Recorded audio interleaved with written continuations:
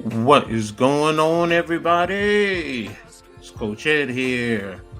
Thank you for tuning in today. Welcome to Coach Ed's Amazing World of Sports.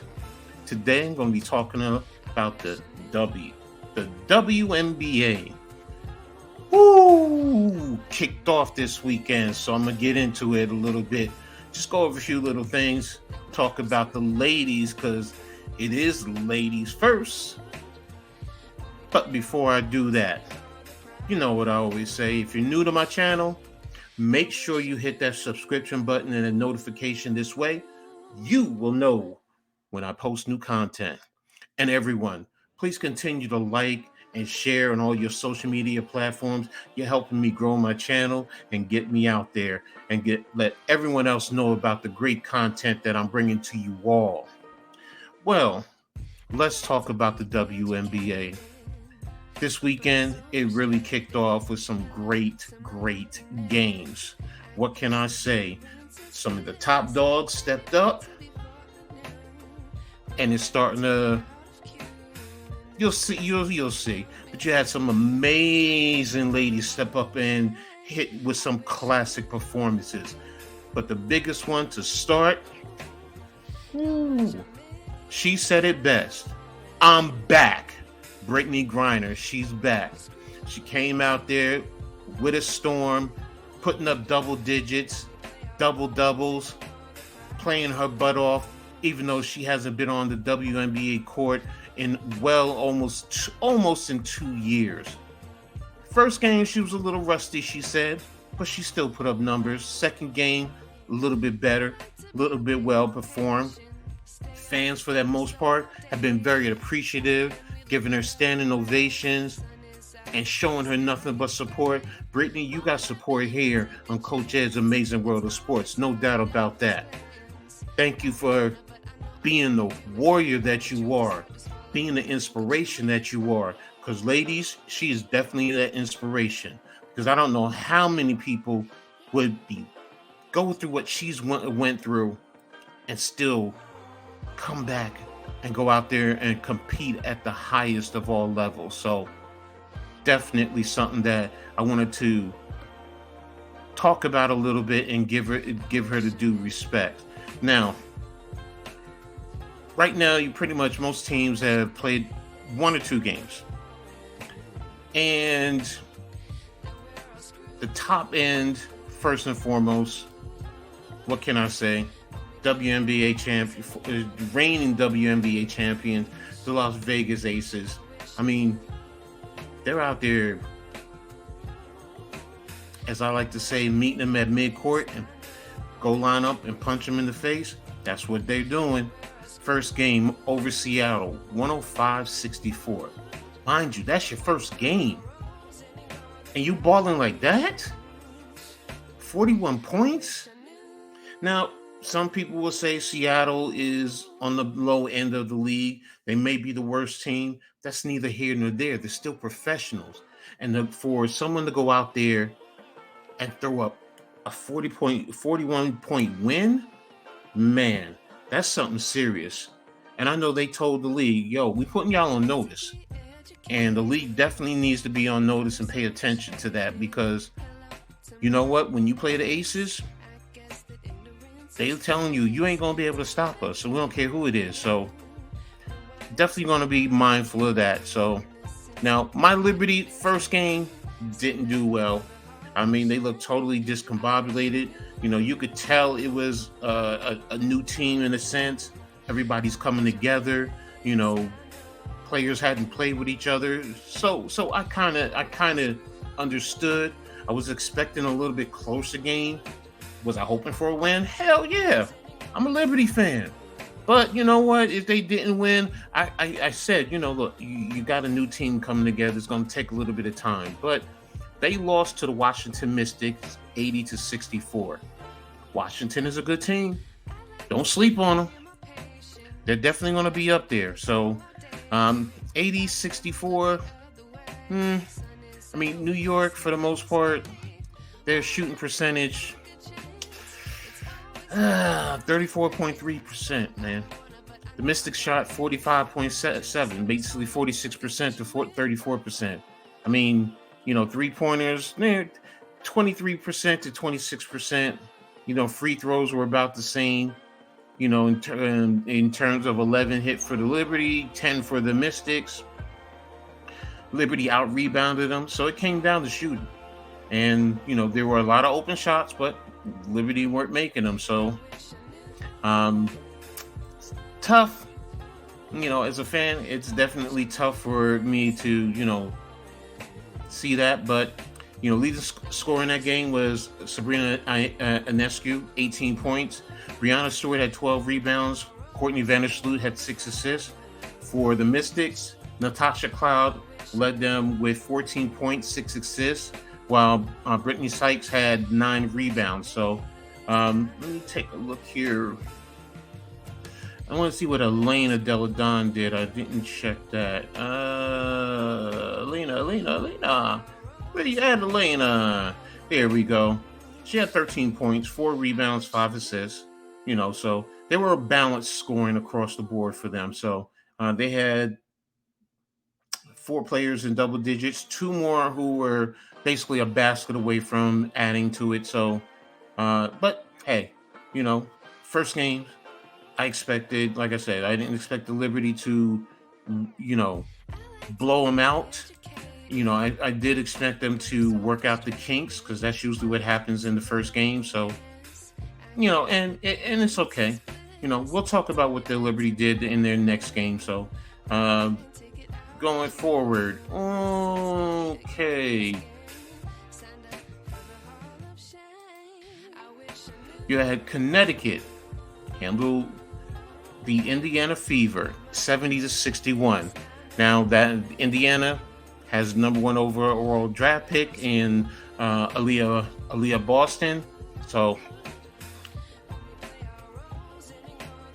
let's see. Connecticut was led by Dewana Bonner, 19.7 rebounds on 7 of 13 shooting. Asia Thompson, 18 points, 11 rebounds. So I mean, they had their top performers who are out there performing. And as far as Indiana, that's who I really wanted to get into. Aaliyah Boston, first game, 15 points, 9 rebounds, 1 assist, 6 of 10 shooting. 3 of 6 from the free throw, so she definitely needs to get better there. She did end up with 6 personal fouls, so she did foul out, but it's going to take a little time. Kelsey Mitchell led them 20 points, 2 rebounds, 4 assists, 7 for 17 on field goals, 4 and 9 on 3-pointers, 2 or 3 on free throws. So, first game, working it out, getting acclimated to one another. That's understandable. Overall, Connecticut shot 32%, while the Fever shot 33%. 3-pointers was 24%, 25%. Free throws is where the biggest difference was. Connecticut was 24-32, while the Fever were 11-19. So that's a big difference. Connecticut also out-rebounded them 43-35. So, that's where you had your point differential, which is why Connecticut came out on the victorious side. So we'll definitely be monitoring Connecticut as they go along. I'll definitely be monitoring Connecticut and Indiana. We'll get into that in a little bit later. The other game that day was Chicago and Minnesota. Chicago handled Minnesota 77-66. Chicago is a good team, so you can't sleep on them. Even though they lost Candace Parker and Courtney Vandersloot and some of their key players, they just reloaded. They definitely reloaded. Kalia Carper led them with 20 points, 7 rebounds, 5 assists. The free Collier, 17 points. So, in terms of shooting, Chicago 43% to Minnesota's 33%. 3-point shooting was 38% for Chicago, 25% for Minnesota. So, I mean, if we look at Just overall, I mean, Minnesota has been in a rebounding state. I mean, they have also the number two scorer in, I'm sorry, the number two overall draft pick. My apologies. Bad. So, Diamond Miller, she had 9.7 rebounds, 2 assists. So, she's playing overall, balanced, trying, and plus it's her first game. Um, like I said, Nafrisa Collar, 17 points, 5 rebounds, 2 assists, 5 of 14 shooting, 1 of 4 from three, 6 of 8 from the free throw. So, and then you had Kayla McBride, 12 points, 5 rebounds, 1 assist, 4 of 12 in the field goals, 2 of 8 and 3 points, 2 for 2 from the free throw line. So it's going to take them a little bit of time. They have some talent there. Don't think the Lynx don't. But it's not the championship Lynx like they used to be in the past when they were literally a dynasty. So, but Chicago ended up winning that game, and there you have it. So, and the last game that night on Friday was the LA Sparks defeating the Phoenix Mercury 94-71. And in that game, the Sky were led by Nneka Omogwe, 17 points. Her sister Cheney had 7 rebounds, and Jordan Canada had 5 assists. Let me give it a break. But in terms of the Mercury, leading scorer was Brittany Griner, of course, 18 points. Leading in rebounds and assists was Diana Taurasi. Hey, I always expect those two to be leading somewhere along the line. So, like I said, Diana 15 points, 7 rebounds, 5 assists, 4 of 15 field goals, 1 of 9 3-point, 6 of 7 on the free throw. And then Brittany 18, 6 and 2, 7 and 9 in field goals, 4 for 4 from the free throw. So it's kind of what I expected. And we look at LA. Let's see, Leslie Brown, 14 points, 4 rebounds, 2 assists, 4-7 from field goal, 3 of 5 from 3-pointers, 3 for 3. And then, of course, Nneka and Cheney.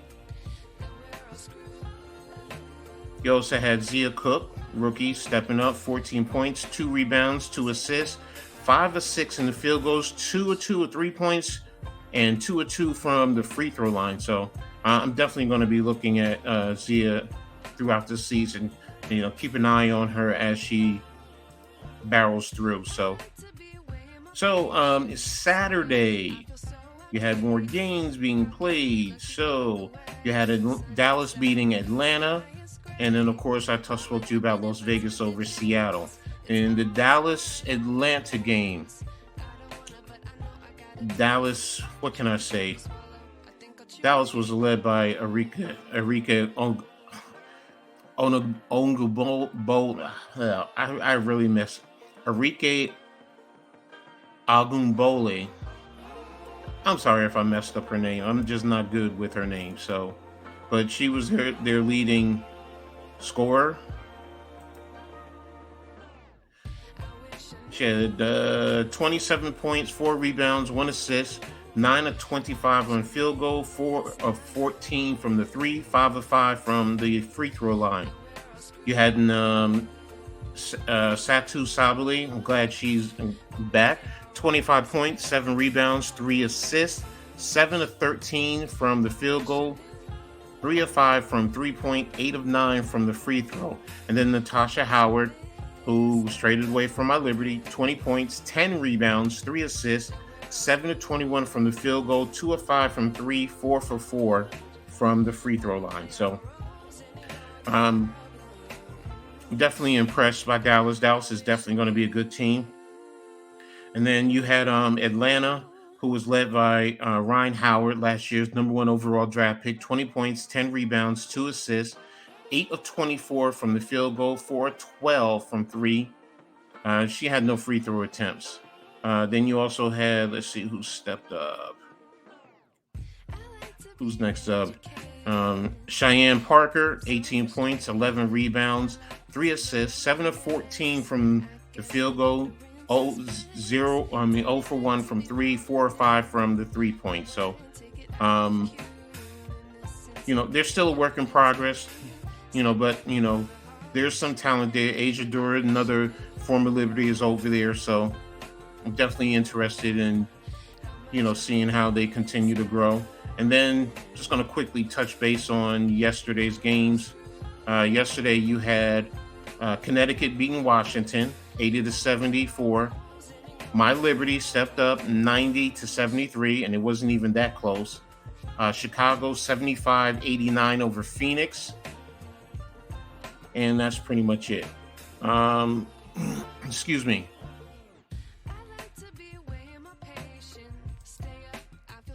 So that's pretty much where that goes. I mean, quickly they still have the power rankings if you want to go over that over the first two games. This is from The Athletic. The Athletic has Vegas number 1, Connecticut number 2, Washington 3, New York 4, Chicago 5, Dallas 6, Los Angeles 7, Atlanta 8, Minnesota 9, Phoenix 10, Indiana 11, and Seattle 12. So that's how they have it in terms of their rankings. There was one other ranking. I'm trying to pull it up.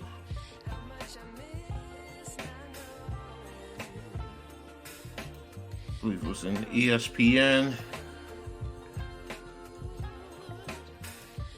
Here we go, ESPN. Their power rankings have the Ace number 1, Connecticut number 2, Washington number 3, Chicago 4, Liberty 5, Los Angeles 6, Dallas 7,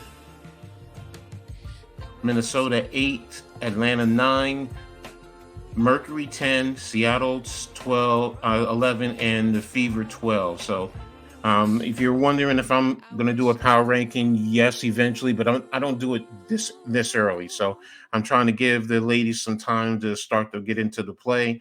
Probably within another week or two, I'm going to get into it because I just want to really see their play and get a real feel for them. So see how that goes. So it's intriguing. So I love it. That one thing I want to say is I fully support the ladies who want more expansion in terms of the roster and down the line in terms of hopefully financially that they can have bring about more teams. I mean, if this Brittany and Garina situation didn't open everyone's eyes, I mean, it definitely made me a stronger supporter of we have to do what we need to do to get these ladies to play here in our home country, man. They shouldn't be they should not have to go overseas to make the bulk of their money. They just shouldn't. You're going to another country, you're over there a lot of times without any family or friends or any real support. So, I mean, your family's left home, you're over there, you're playing, Lord knows what you're doing, probably staying in your hotel room, whatever the case may be. So, we need to do what we need to do. The ladies here play good basketball. They do, and we are a country that loves basketball. So why can't we give the ladies the support that they deserve? I saw an opening night in terms of the sellouts, and I believe Washington Mystics, and I've been trying to research it to see if that was a typo, but it said they sold out their home game against the Liberty at 4,200 fans. Now, I think it was a typo. I think it was more like probably 1,400, but if it is 4,200, there's no way a team like the Mystics, who have one of the elite players in Elena Delle Donne, they're a former WNBA champion, they're playing in a good market. There's no way that they should be playing in front of a home crowd that sells out at 4,200 fans. There's no way. For me, I just can't accept that We got to do better, ladies and gentlemen. We have to step up and we got to support our ladies, man. Do what we got to do. These ladies are playing some good basketball. They're fundamentally sound. They're really competitive. So and they're good people to support, to root for and support. Now the ladies are starting to get their own sneakers. You have Diana Taurasi, Candace Parker, Brianna Stewart, Sabrina Ionescu. There's more. I just don't have them all, but we got to get behind them to help. Make sure we do what we got to do to keep them home. Working on fan support is a big thing. Viewership on TV as well as going to the games. We all got to put in our part to help them, to keep them home and then get their salaries raised. Because if they're only making $200,000 here, but you can make $1 million overseas, I get it. I don't like it. Why is it that internationally the fans over there are more supportive than we are here? I don't know. This is Coach Ed just being, ranting and spewing and talking how I feel, man. I love the ladies. I love their game. I love watching them. Some are sexy. Don't get me wrong. Yes. Coach Ed is talking like that, okay? Some of you know how I am, but, seriously speaking, man, it's a beautiful game, especially the way they play it. So, and it doesn't matter if it's, Indiana, or Seattle or the Las Vegas Aces. I just love seeing the ladies play. So, hopefully we get behind them and really get them home. So that's pretty much it. I just wanted to talk a little bit about that. So hope you enjoyed this show and, let me know what you guys think in the chat. Hit me up. Send me a message on Twitter, email me, whatever. If you got my number, text me, call me. Ed, you crazy. No. Give me your thoughts. I'd love to hear it. So, with that being said, again, I hope you enjoyed it. Thanks for tuning in today. I really appreciate you guys. You guys are really, energizing me and keeping me going. So thanks for everything. And you know what I always say in sports, make sure you turn it on and turn it up. Peace.